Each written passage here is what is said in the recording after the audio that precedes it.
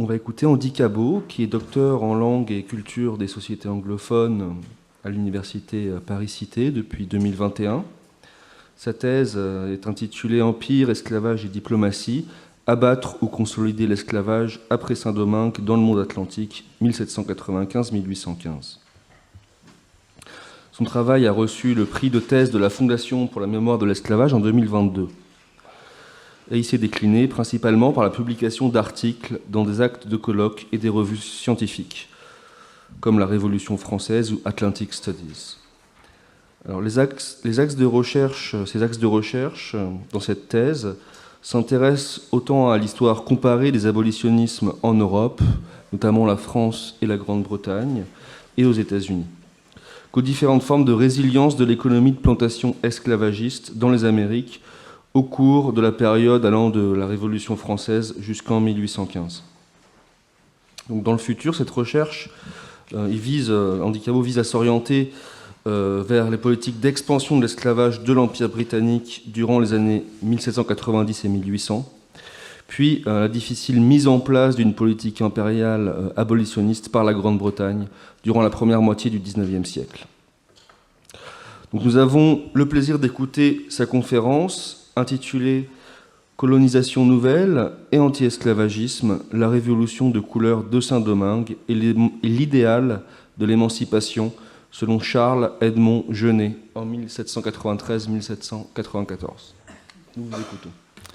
Merci beaucoup pour l'introduction. Et donc avant de commencer, je voudrais remercier Gabriel d'avoir organisé ce colloque et de m'avoir proposé d'y participer.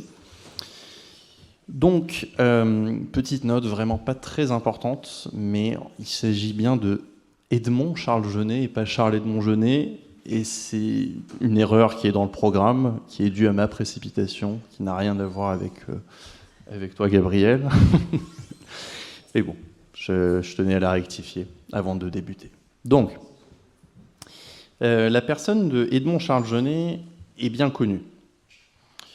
Nommé ministre plénipotentiaire de France aux États-Unis en janvier 1793, il est rappelé en août de la même année sur la demande du gouvernement des États-Unis. Chargé d'ouvrir une négociation pour un nouveau traité d'alliance et de commerce avec la jeune République américaine, et ce afin d'obtenir son soutien diplomatique dans la guerre qui opposait alors la France à peu près l'ensemble des puissances européennes, le jeune ambassadeur se heurta à un gouvernement soucieux de préserver sa neutralité dans ce conflit, acté par la proclamation de neutralité du président George Washington en avril 1793. Malgré cet échec diplomatique dans les relations entre les républiques sœurs, françaises et états-uniennes, il est intéressant de se pencher sur le rôle de Genet durant sa courte mission, surtout en ce qui concerne la colonie de Saint-Domingue, qui, à partir de juin 1793, s'engage dans un processus dit d'émancipation générale des esclaves, sous l'impulsion notamment des commissaires civils français en poste à Saint-Domingue, Sontona et Polverel. Face à cet événement qui vient percuter le cours de sa mission diplomatique, le ministre Genet se retrouve confronté aux conflits multiples nés de cette émancipation révolutionnaire. Donc, comme beaucoup d'autres acteurs politiques à cette période, ces événements forcent le ministre à se positionner, à s'exprimer sur le bien-fondé de cette émancipation pour mieux la comprendre. C'est ainsi qu'il propose une réflexion anti-esclavagiste sur les causes de cette émancipation, son sens et sur ses avenirs possibles.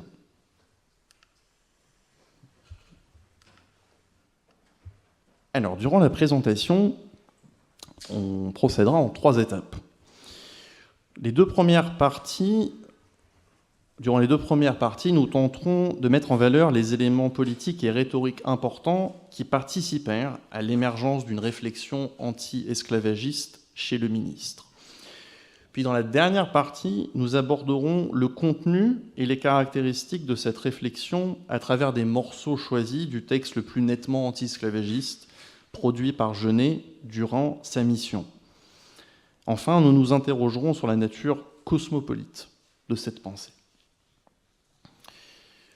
Donc, pour la présentation, les 3 parties seront également organisées chronologiquement et suivront les différentes étapes de la mission diplomatique de Genet aux États-Unis qui dure au final 1 an durant l'année 1793. Donc, durant la première partie, on s'intéressera à la question du républicanisme et du cosmopolitisme dans la pensée de Genet durant la première partie de sa mission diplomatique entre janvier et juin 1793. Donc, tout au long de sa mission, l'opinion de Genet par rapport à l'esclavage est liée à son appréciation de la situation politique dans la colonie de Saint-Domingue. Il est ainsi important de revenir sur les conditions de sa nomination au poste de ministre plénipotentiaire aux États-Unis et sur l'importance des affaires coloniales dans celle-ci. L'importance du réseau consulaire français aux États-Unis pour la colonie de Saint-Domingue était déjà bien établie avant l'arrivée de Genet. Les différents consulats et vice-consulats mis en place à la suite du traité d'amitié entre la France et les États-Unis en 1778 s'étaient imposés comme des relais importants dans les affaires commerciales entre les États-Unis et les colonies françaises des Antilles. Durant la mission diplomatique du prédécesseur de Genet, Jean-Baptiste Ternant, qui était ambassadeur aux États-Unis entre 1791 et 1792, il y a eu le déclenchement de l'insurrection des esclaves de Saint-Domingue en août 1791, qui marque le début en fait, du processus long de la révolution haïtienne. Cette insurrection des esclaves, elle accentue le rôle économique de premier plan du réseau consulaire français dans les affaires coloniales. Pour pallier les besoins urgents en denrées et en armes pour combattre les insurgés à Saint-Domingue, Ternant, le prédécesseur de Genet, s'affirme comme le relais privilégié entre le gouvernement des États-Unis et la colonie et commence à négocier directement avec le gouvernement fédéral états-unien le financement d'expéditions commerciales vers Saint-Domingue. Ces difficultés d'approvisionnement de la colonie ne faiblirent pas dans les années suivantes et constituèrent un des principaux problèmes des agents diplomatiques français en poste aux États-Unis durant cette période. Enfin, en septembre 1792, peu avant l'arrivée de Genet aux États-Unis, il y a aussi l'arrivée d'une commission civile française à Saint-Domingue sous l'autorité de Léger-Félicité Sontona et Étienne Paul Vorel, commission qui est chargée notamment de faire appliquer le décret du 4 avril 1792 sur l'égalité politique pour les citoyens dits libres de couleur dans les colonies françaises, commission qui peut initialement calmer la situation militaire dans l'île, mais qui ne peut résoudre les problèmes d'approvisionnement de la colonie. Donc l'arrivée de Genet aux États-Unis comme successeur de Ternant ne modifie pas cette situation, bien au contraire. Dans les échanges qui entourèrent la nomination de Genet au sein du gouvernement français, la situation de dépendance de Saint-Domingue, mais également des autres colonies françaises envers le commerce états-unien, était déjà largement acceptée. Cette situation s'intégrait dans les objectifs plus larges de la mission de Genet, dont le but principal était de réaffirmer l'alliance conclue en 1778 entre la France et les États-Unis par la négociation d'un nouveau traité, alors que l'essentiel des pays européens étaient entrés en guerre contre la nouvelle République française. Donc l'idée selon laquelle les deux républiques, françaises et états-uniennes, devaient se porter assistance afin de mieux prospérer ensemble, infusait les différentes instructions rédigées pour le nouvel ambassadeur au début 1793. Aux yeux du gouvernement français, les colonies françaises faisaient partie intégrante d'une solidarité républicaine transatlantique. Une partie des instructions du ministre insistait sur la place prépondérante du commerce des États-Unis avec les îles françaises comme une des réalités politiques et économiques qui rendaient un nouveau traité nécessaire. Les instructions indiquaient notamment que, je cite, la condition sine qua non du commerce libre dans les Antilles, c'est intéressant pour les États-Unis. Fin de citation. Donc cette condition était le respect de la garantie territoriale contenue dans l'article 11 du traité d'alliance de 1778, garantie territoriale qui signifiait l'engagement des deux pays, les États-Unis et la France, à reconnaître leurs possessions respectives contre toute autre puissance dans l'hémisphère américain. Sur ce point, les instructions soulignaient alors, je cite, « Il importe à la prospérité et à la tranquillité de la nation française qu'un peuple, dont les ressources augmentent dans une progression incalculable et que la nature a placé si près de nos riches colonies, soit intéressé par ses propres engagements à la conservation de ces îles. Le grand commerce qui en sera l'esprit les dédommagera, les États-Unis, les dédommagera d'avance des sacrifices qu'ils pourront faire dans la suite. » Fin de citation. Donc cet idéalisme d'un commerce libre entre les États-Unis et les colonies françaises des Antilles, garant d'une prospérité mutuelle et d'une domination conjointe de l'hémisphère américain par la France et les États-Unis, s'était invité ponctuellement dans les relations diplomatiques entre les deux pays depuis 1778. Au début de 1793, face à la guerre en Europe et la situation intérieure fragile à Saint-Domingue, cette idée était remise en avant à travers la mission Genet, conçue en France comme une manière de s'assurer le soutien des États-Unis sur un ensemble d'enjeux essentiels à la France dans les Amériques. Donc une fois arrivé aux États-Unis le 8 avril 1793, à Charleston, en Caroline du Sud, l'activité de Genet fut dirigée en grande partie vers la négociation d'un nouveau traité de commerce avec le gouvernement fédéral des États-Unis. Au cours de cette période de négociation, les échanges avec Saint-Domingue continuèrent. Et leur teneur indiquait déjà un aspect important dans la manière dont Genet considérait la situation politique dans la colonie durant sa mission. Pour les commissaires civils Paul Verel et Sontona, la nomination de Genet faisait, je cite, « concevoir de grandes espérances pour le salut de Saint-Domingue ». Fin de citation. Espérance qui serait possible grâce à, je cite encore une fois, « tout le courage et tout l'enthousiasme naturel à des Français qui combattent pour la liberté du monde ». Fin de citation. Pour l'ordonnateur général Charles-Étienne Pierre Vente, qui officiait également à Saint-Domingue, également en poste au Cap Français, le message était encore plus clair. Je cite, « La République devra à l'activité de vos négociations le salut de ses possessions en Amérique ». Fin de citation. Donc sur l'importance du commerce états-unien pour Saint-Domingue et sur le rôle central du ministre français à Philadelphie pour susciter la compassion des citoyens et du gouvernement des États-Unis envers la nouvelle République française, les différents représentants français dans les Amériques concevaient une continuité dans leurs actions, d'une fonction essentiellement liée à des considérations d'administration interne ou économique. Les agents français se transformaient progressivement en premiers défenseurs du nouveau régime républicain français, très récent encore à l'époque, qui était proclamé en septembre 1792. Et donc, défendre ce régime était cette tâche à laquelle il souhaitait associer les États-Unis à tout prix, pour des motivations autant liées à des considérations concrètes, la nécessité des approvisionnements à Saint-Domingue par exemple, qu'à une forme de républicanisme cosmopolite, basé principalement sur la reconnaissance mutuelle de la forme républicaine du gouvernement, aux États-Unis et en France, et sur le commerce libre.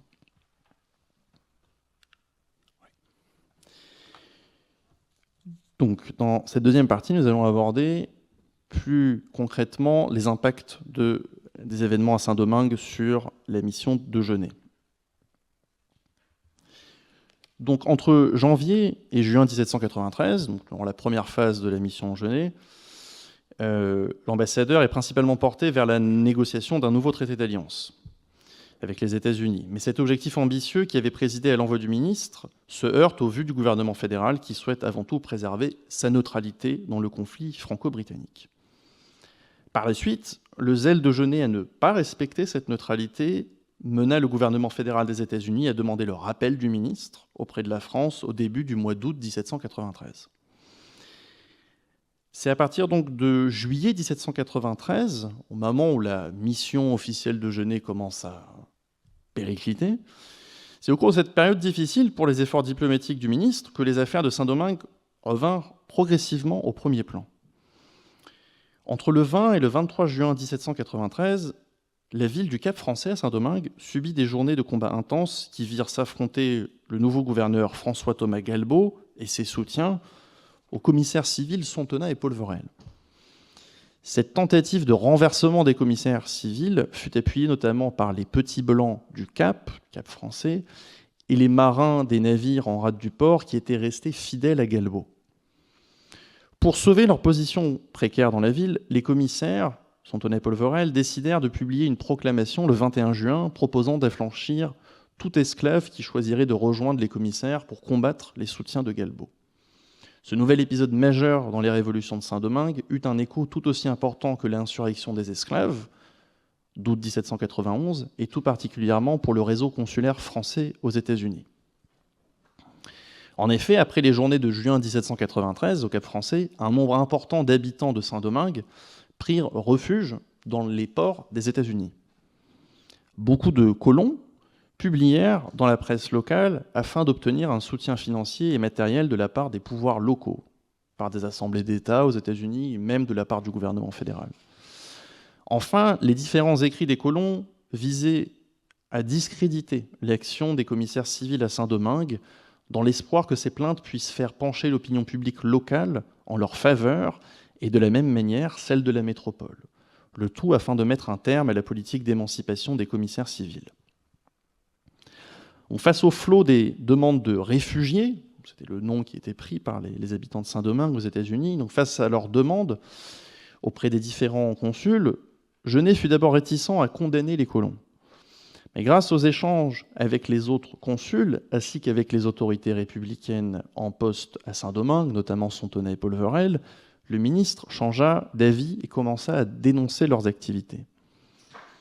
Dans une lettre au secrétaire d'État Thomas Jefferson, en date du 4 août 1793, Genet insistait sur les préjugés des colons, ainsi que leur, je cite, « opiniâtre résistance aux lois ».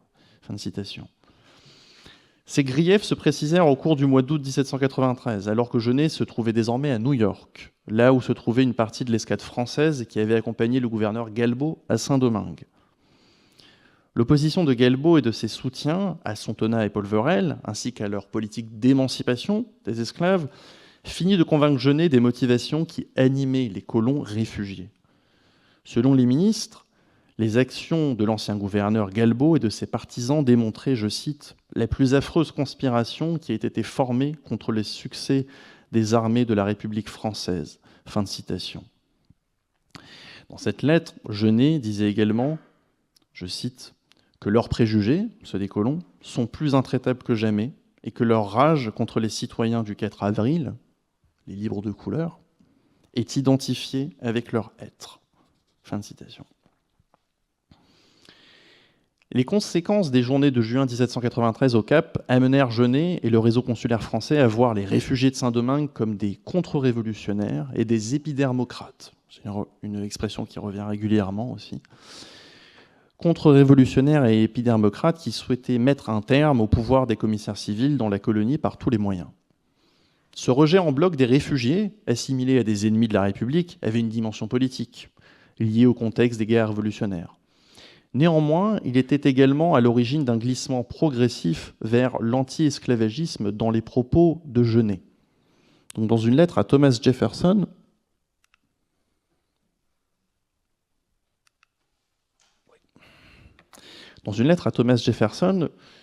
le ministre dénonçait je cite, les projets odieux de quelques émigrés réfugiés de Saint-Domingue. Dans cette lettre, il écrivait également, je cite, qu'il serait à souhaiter que l'on pût expulser entièrement cette race, ainsi que celle des émigrés des aristocrates d'Europe, bien plus dangereux pour la paix, la liberté et l'indépendance des États-Unis que tous les corsaires du monde. Fin de citation. Plus tard, en s'adressant aux affaires étrangères, et c'est la citation que vous avez dans la diapo devant vous, donc en écrivant à Paris, le ministre évoquait, je cite, donc un projet bien caractérisé de rendre les colonies françaises indépendantes des lois de la République, que les chefs de cette conspiration sont ici et qu'un grand nombre d'habitants des États-Unis partagent des mêmes préjugés et, attachés par l'intérêt au système de l'esclavage, seraient assez disposés à favoriser ses desseins malgré la disposition où paraît être son gouvernement de s'y opposer. Ces planteurs sympathisent avec les nôtres et la couleur est aussi pour eux le terme de la philosophie. Fin de citation. Après son renvoi par le gouvernement fédéral, la mission du ministre Genet se porta donc vers les conséquences des journées de juin 1793 à Saint-Domingue.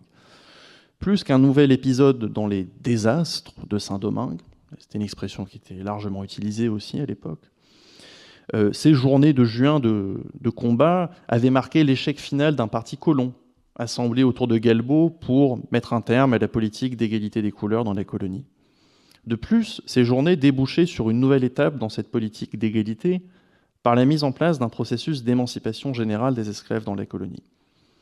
Entre juin et septembre 1793, le rôle de Genet et des consuls français aux États-Unis fut d'éclairer les dynamiques de cette bataille politique pour l'avenir de Saint-Domingue, alors que le parti colon continuait son dénigrement des commissaires civils aux États-Unis d'abord, puis en France. Cette période déboucha sur le deuxième élément contextuel important dans ce glissement vers l'anti-esclavagisme de Genet. Ce deuxième élément, c'était celui qui assimilait les colons et leurs actes à un projet contre-révolutionnaire, motivé en grande partie par ce que Genet appelait l'épidermocratie. Le cosmopolitisme républicain liant la France, ses colonies et les États-Unis, ainsi que la critique de l'épidermocratie, étaient donc les deux éléments contextuels importants qui façonnèrent la réflexion anti-esclavagiste de Genet. Et donc, cela me permet d'arriver à la dernière partie. Donc dans la dernière partie, on est dans la dernière phase de cette mission de Genet aux États-Unis, donc vraiment à la fin, les 3 derniers mois, dans lequel l'activité de Genet, il a été renvoyé officiellement, il attend son successeur, et essentiellement de rendre compte en fait de cette révolution à Saint-Domingue. Entre septembre et décembre 1793, Genet est à New York et reste officiellement le ministre en poste en l'attente de son successeur. La politique d'émancipation générale des esclaves à Saint-Domingue, initiée lors de la bataille du Cap Français en juin, s'étend à l'ensemble de la province nord de Saint-Domingue le 29 août 1793, puis au reste de la colonie dans les mois qui suivent. Et dès lors, Genet et le reste du réseau consulaire français aux États-Unis décident, en plus du soutien à l'action des commissaires civils à Saint-Domingue, de contribuer à la reconnaissance politique par la France de l'abolition de l'esclavage engagée par la colonie. C'est au cours de cette période que Genet va développer une réflexion anti-esclavagiste. Nous allons présenter les aspects les plus remarquables. L'essentiel de la réflexion anti-esclavagiste du ministre est concentré dans un rapport rédigé pour le ministère des Affaires étrangères le 15 novembre 1793, dans lequel il dresse un bilan de la révolution des couleurs, c'est une expression qu'utilise Genet régulièrement, et des conséquences principales à en tirer. Dans la première partie de ce rapport, le ministre propose une lecture politique des événements ayant touché Saint-Domingue depuis la bataille du Cap Français. Il associe une nouvelle fois le parti de Galbaud durant cet événement à, je cite, « l'épidermocratie et la contre-révolution ». Fin de citation. Ce qui a logiquement mené à la décision d'armer et libérer des esclaves. Dès ce moment, selon Genet, je le cite dans ce rapport, reconnaître encore l'esclavage n'eût été que continuer une barrière chimérique qui, n'inquiétant que les esprits dénués de force pour les effrayer, ne représentait plus qu'une contradiction ridicule entre un droit physiquement et moralement insoutenable et un fait que rien ne pouvait détruire. Fin de citation. Si la première partie du rapport propose un long développement sur la bataille du Cap Français et les références à l'épidermocratie, la suite consacre des passages conséquents sur la vision de la société post-esclavagiste défendue par le ministre.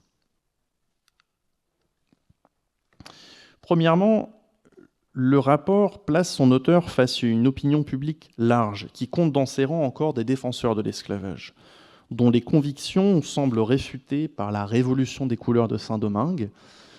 Saint-Domingue, territoire où, je cite Genet, où un nouvel ordre des choses va naître et qu'il est possible que les calomniateurs de l'espèce humaine y trouvent le démenti de leurs assertions. Fin de citation. Quel était ce nouvel ordre des choses ? Dans ce rapport, Genet ne se borne pas à une simple constatation de la politique d'émancipation. La fin de l'esclavage à Saint-Domingue est porteuse d'espoir et de possibilités, car elle permet, comme vous pouvez le voir dans ce passage, la culture de nouvelles denrées, et la mention de l'indigo, du cacao et du coton, à la fin de la citation. Culture de nouvelles denrées propice à l'établissement du travail salarié et son corollaire, le commerce libre, pour une meilleure distribution des fruits du travail. Dans ce passage, on peut déjà noter que l'expression « nouveau peuple », qui intervient au début de la citation, emprunte directement au terme utilisé par les autorités de Saint-Domingue dans leur correspondance avec Genet, qui elle aussi insistait sur l'importance du commerce états-unien pour que la colonie soit, je cite, « sauvée, régénérée et conservée ». Fin de citation. Pour le reste, le portrait d'une nouvelle société où le nouveau peuple formé d'anciens esclaves pourrait jouir d'un salaire tiré des revenus des plantations, mais également d'une réorganisation de la propriété terrienne vers des cultures moins exigeantes en terre et tout aussi profitables pour le commerce, est autant prometteur que limité. L'idée que les îles à sucre puissent sortir du système de l'économie de plantation par le progrès de denrées moins demandeuses en bras que la canne à sucre était un axiome central des idées gradualistes promu aussi bien par la Society for Effecting the Abolition of the Slave Trade à Londres, la principale société abolitionniste fondée en 1787, mais également par la première Société des Amis des Noirs à Paris à la fin des années 1780. Cette idée était plus largement liée à ceux qui soutenaient la conception d'une colonisation nouvelle à la fin du XVIIIe siècle. Donc, ce qui est intéressant, par contre, dans ce passage de Genet, et en écho à la présentation qui a été faite hier de Niels Renard, c'est que cette colonisation nouvelle, dans l'esprit de Genet, elle vient se concentrer sur Saint-Domingue et sur les Caraïbes, alors que la plupart des partisans de la colonisation nouvelle, les abolitionnistes, des gens comme Thomas Clarkson, par exemple, en Essay on the Impolicy of the Slave Trade, ou Oludai Kuyano aussi, dans sa biographie en 1789, s'intéressent surtout à l'établissement de nouvelles colonies en Afrique, qui serait un peu la première étape vers l'abolition du commerce d'esclaves. Il ne parle pas de colonisation nouvelle dans les Caraïbes. Donc cette colonisation nouvelle, rarement évoquée dans les correspondances diplomatiques officielles,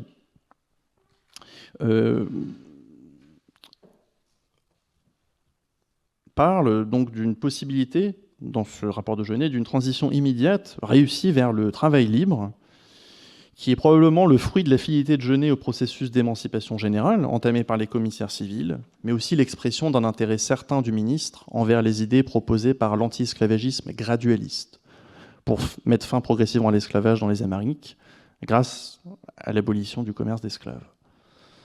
D'autres passages du rapport abordent également les aspects prometteurs de cette nouvelle société.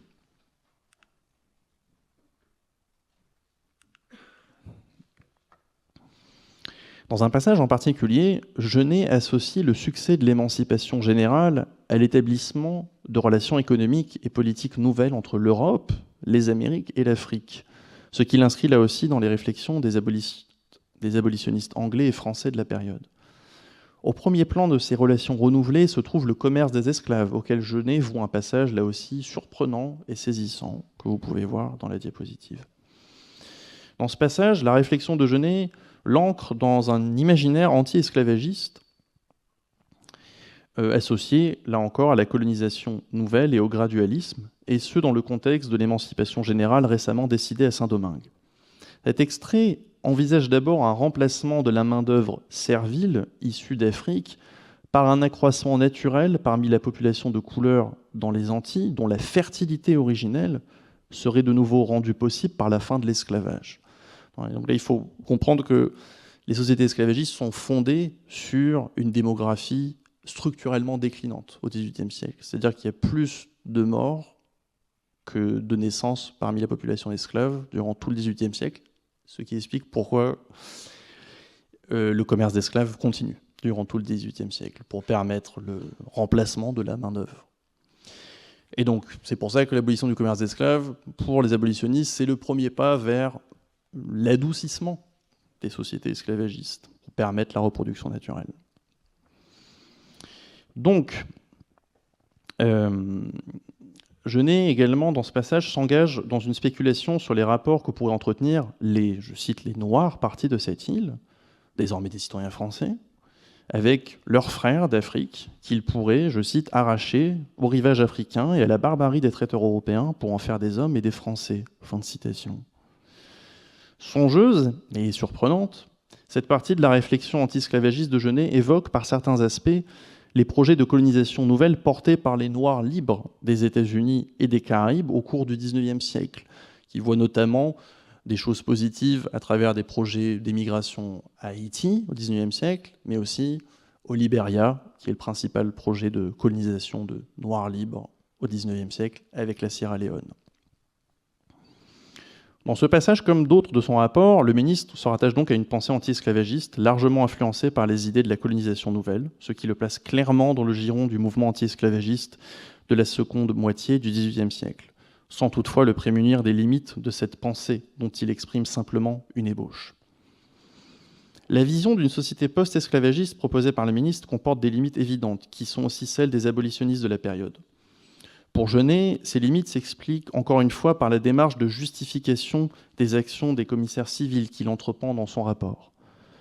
Le ministre, comme les différents représentants de la République à Saint-Domingue, tente tant bien que mal de rassurer la métropole en tempérant les effets économiques à court terme de l'émancipation générale. Donc, dans un autre passage du rapport, je cite, je n'ai écrit « Citoyens, ministres, soutenons le peuple nouveau. Éloignons-en les intrigants qui ne vivent que de la simplicité des peuples. Notre commerce national, alimenté par 400 000 bras affranchis, ne sera point au-dessus de ce qu'il était quand il tenait sa splendeur d'autant d'esclaves. » Dans ce passage, Genet répond au portrait catastrophiste des capacités productives de la colonie, largement répandu dans les écrits des colons réfugiés, afin de montrer que l'émancipation générale ne met nullement en danger le potentiel économique de la colonie. Enfin, dernière chose à noter dans ce rapport, qui peut montrer que cette vision de Genet est assez intéressée contextuellement. Genet parle également du fait que libérer les esclaves permettra de recruter des soldats parmi ces esclaves libérés pour pouvoir soutenir l'effort de guerre français dans les Caraïbes face à la Grande-Bretagne notamment. Donc pour conclure,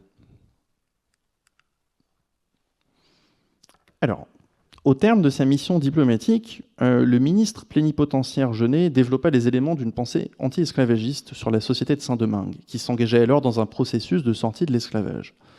Dans quelle mesure cette ébauche de pensée anti-esclavagiste peut être considérée comme cosmopolite ?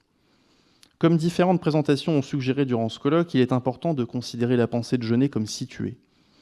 La fonction officielle du ministre, ainsi que les contextes conflictuels dans lesquels son action s'inscrit, celui des guerres révolutionnaires, puis de la révolution des couleurs de Saint-Domingue, ces contextes définissent les contours du cosmopolitisme de Genet, marqué par un idéalisme fondé sur la fraternité républicaine dans le monde, qui unit d'abord la France et les États-Unis, puis ensuite le peuple nouveau de Saint-Domingue, célébré et défendu par Genet tout au long de sa mission.